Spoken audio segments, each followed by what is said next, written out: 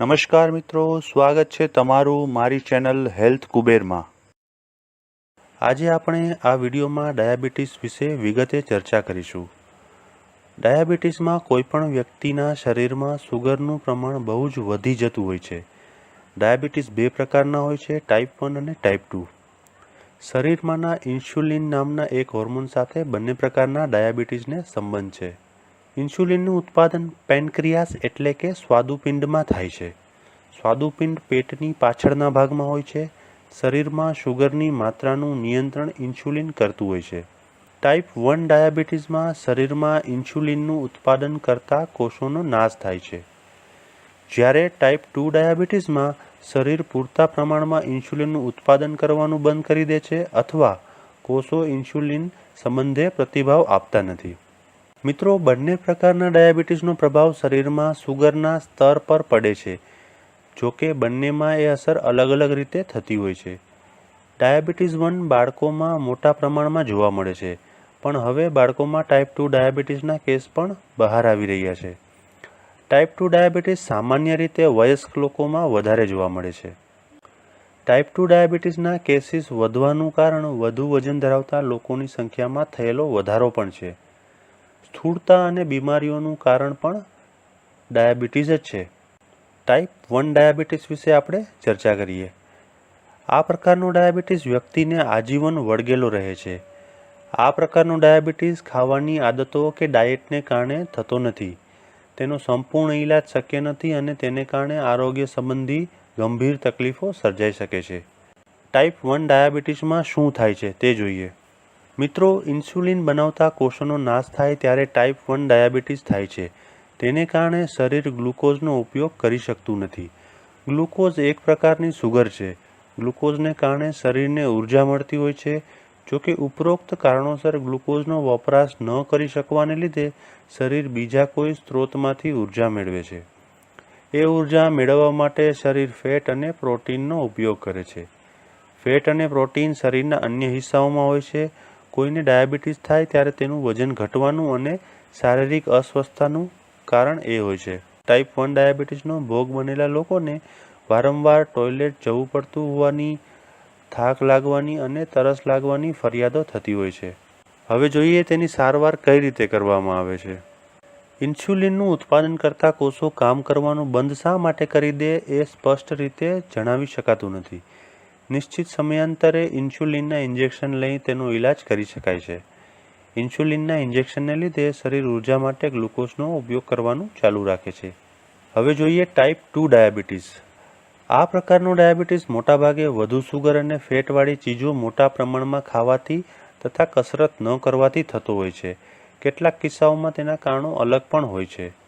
Type 2 ડાયાબિટીસનો સંપૂર્ણ ઈલાજ પણ શક્ય નથી। આ પ્રકારના ડાયાબિટીસને કારણે પણ આરોગ્ય સંબંધી ગંભીર સમસ્યાઓ સર્જાઈ શકે છે। ટાઈપ 2 ડાયાબિટીસમાં શું થાય છે તે જોઈએ। ટાઈપ 1 કરતાં ટાઈપ 2 ડાયાબિટીસના દર્દીઓની સંખ્યા વધુ જોવા મળે છે। ડાયાબિટીસના 85થી 90% દર્દીઓ ટાઈપ 2નો ભોગ બનેલા હોય છે। આપણે જે ખોરાક આરોગીએ છીએ તેમાંથી ગ્લુકોઝ અલગ તારવીને તેને શરીરને અન્ય હિસ્સાઓમાં પહોંચાડવામાં ઇન્સ્યુલિન મદદ કરે છે। આપણા શરીરના વિવિધ કોષોને ગ્લુકોઝ મેળવી આપવામાં પણ ઇન્સ્યુલિન મદદ કરે છે। ઇન્સ્યુલિન વિના કોષો ગ્લુકોઝ ગ્રહણ કરી શકતા નથી અને ગ્લુકોઝ શરીરમાં એકઠું થતું રહે છે। ઘણા લોકો તેમના ખાનપાનને લીધે ડાયાબિટીસના સંકંજામાં લાંબા સમય સુધી આવતા નથી, જોકે બાળકો અને યુવાનોમાં આ સમસ્યા વધી રહી છે। તેની સારવાર કઈ રીતે કરવામાં આવે છે તે જોઈએ। શરીરમાં મોટા પ્રમાણમાં ગ્લુકોઝ એકઠું થવાને કારણે ટાઈપ 2 ડાયાબિટીસ થાય છે। કોઈ વ્યક્તિને ટાઈપ 2 ડાયાબિટીસ થયો હોવાનું નિદાન થાય પછી તેને ખાનપાનની આદતો બદલવાની અને કસરત કરવાની સલાહ આપવામાં આવે છે। આ પરિસ્થિતિમાં વધારે ફેટ અને સુગરવાળો ખોરાક લેવાનું બંધ કરીને તેમજ કસરત મારફત શરીરમાંથી ગ્લુકોઝનું પ્રમાણ ઘટાડવામાં મદદ મળે છે। કેટલાક કિસ્સામાં ટાઈપ 2 ડાયાબિટીસના દર્દીઓને દવા કે વધારાનું ઇન્સ્યુલિન પણ આપવામાં આવે છે। મિત્રો, ડાયાબિટીસની સારવારમાં ખોરાકનું નિયંત્રણ ઘણું અગત્યનું છે। ડાયાબિટીસનો દર્દી એક તંદુરસ્ત વ્યક્તિની જેમ જ કાર્ય કરતો હોય છે। તેમનો આહાર સમતોલ અને પૂરતા પોષક તત્વોથી ભરપૂર હોવો જરૂરી છે। ડાયાબિટીસમાં આહાર, વ્યક્તિની જીવનશૈલી, દર્દીની ઉંમર, વજન, તેમની દૈનિક પ્રવૃત્તિ, રોજિંદી કેલરીનો તેમની જરૂરિયાત વગેરે સિદ્ધાંતોને અનુસરીને નક્કી કરવો જોઈએ. ડાયાબિટીસના દર્દીઓએ ખોરાકમાં શું ન લેવાય તે જોઈ લઈએ. ખાંડ, સાકર, ગોળ, મધ, ગ્લુકોઝ, મીઠાઈ, ચોકલેટ, સૂકો મેવો, બદામ, કાજુ, અખરોટ, પિસ્તા, કોપ વગેરે.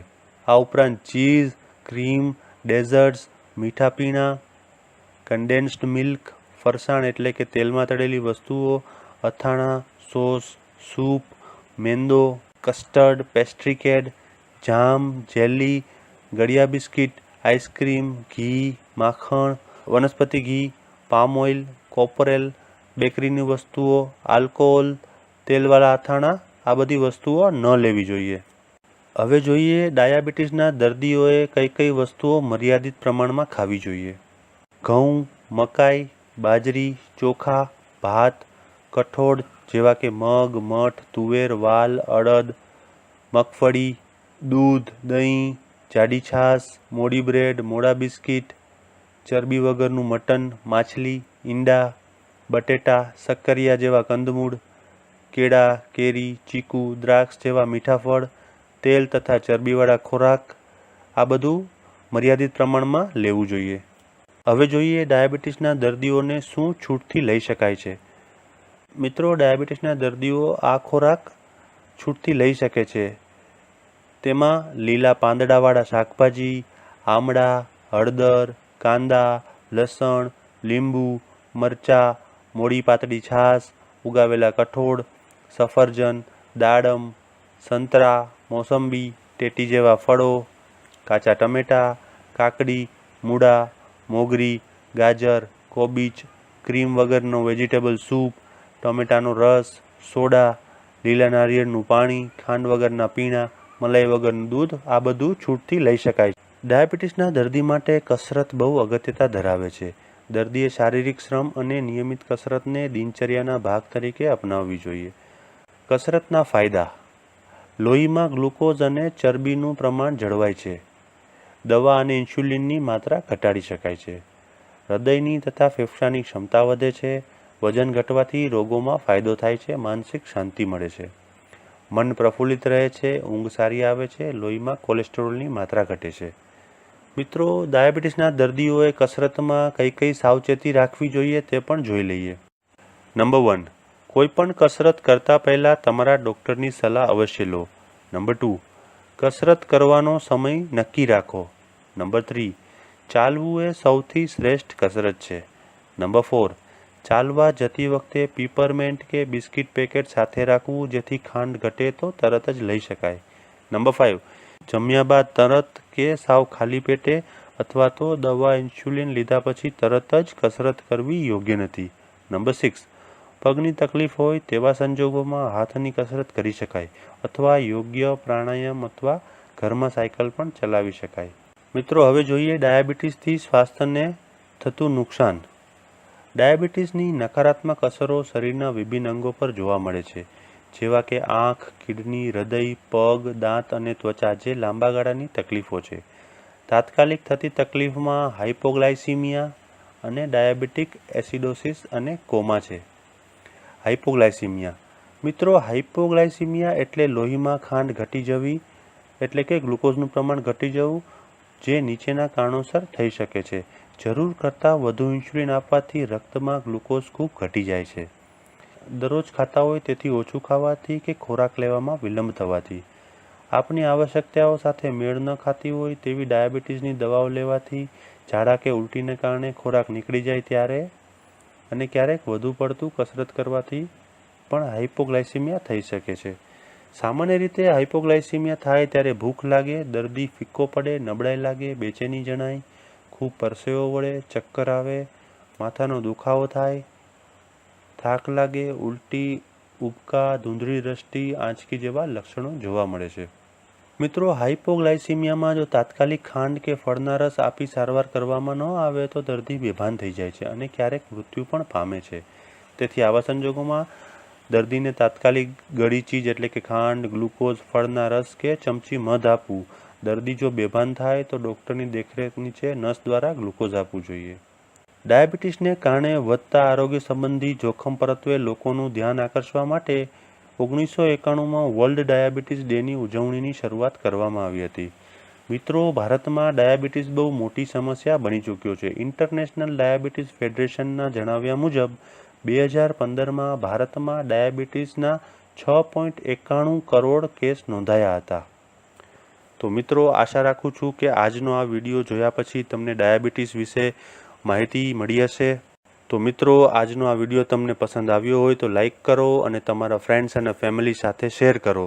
તમે જો મારી ચેનલ ઉપર નવા હો તો મારી ચેનલને સબસ્ક્રાઈબ કરો અને બાજુમાં આપેલા બેલ આઇકન એટલે કે ઘંટી બટન ઉપર ક્લિક કરો, જેથી આવનારા મારા તમામ વિડીયોઝની તમને ઇન્સ્ટન્ટ નોટિફિકેશન મળે. મિત્રો, સબસ્ક્રાઈબ કરવું એ બિલકુલ ફ્રી છે અને જે મિત્રોએ ચેનલ સબસ્ક્રાઈબ કરી છે તેમનો ખૂબ ખૂબ ધન્યવાદ. મિત્રો, તમે કોઈ સ્પેશિયલ સબ્જેક્ટ ઉપર વિડીયો જોવા માંગતા હો તો મને કોમેન્ટમાં લખો. હું તે વિષય ઉપર વિડીયો બનાવવાનો અવશ્ય પ્રયત્ન કરીશ. Thank you.